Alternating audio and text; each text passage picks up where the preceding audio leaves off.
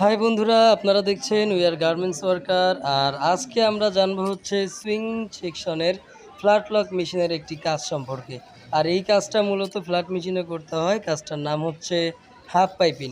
তো এই half piping কীভাবে করতে হয় এবং ঘন্টায় কত পিস করতে হয়, এই বিষয়ে আজকে আমরা খুঁটিনাটি জানবো। আর কত পিস করতে পারলে আপনার বেতন কয় টাকা হবে বা কত টাকা হবে, এই বিষয়েও জানবো। তো চলুন আমরা ভিডিও শুরু করে দিই। তো এখানে দেখতে পাচ্ছেন একজন কাজটি করছে, তো আমরা তার কাছে জানতে চাইবো, আচ্ছা আপনি যে কাজটা করছেন এটার নাম কি? Half piping.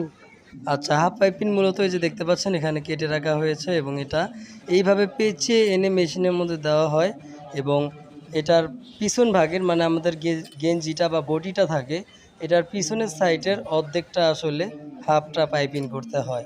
তো এই যে আপনি হাফ পাইপিং করছেন, তো এই হাফ পাইপিং মূলত আপনাকে ঘন্টায় কত পিস করতে হয়?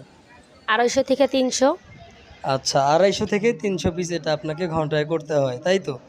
আচ্ছা, তো এই যে 250 থেকে 300 পিস আপনি করেন, এক্ষেত্রে কোম্পানি বর্তমানে আপনাকে বেতন কত দিচ্ছে?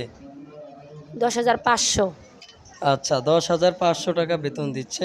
তো 10,500 টাকা বেতনে যে আপনি কাজটা করছেন, তো ওভারটাইম সহ বা ওভারটাইম করলে আপনার প্রতি মাসে কত আসে? এই 14 থেকে 15,000 টাকা আসে।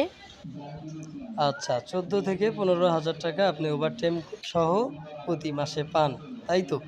তো বন্ধুরা, এই ছিল মূলত আমাদের ফ্ল্যাট লক মেশিনের হাফ পাইপিংয়ের কাজটা এবং এটি কিন্তু একটা মেয়ে করছে, আপনারা দেখতে পাচ্ছেন।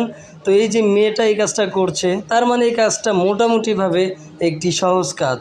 শুধুমাত্র নেকটাকে ধরতে হচ্ছে এবং এটাকে পাইপিং করে দিলেই হয়ে যাচ্ছে। এটাই মূলত কাজ। তো এই ছিল আমাদের ভিডিও। যদি ভিডিও ভালো লাগে অবশ্যই লাইক, কমেন্ট, শেয়ার করবেন এবং চ্যানেলে নতুন হলে অবশ্যই সাবস্ক্রাইব করে আমাদের সাথেই থাকবেন।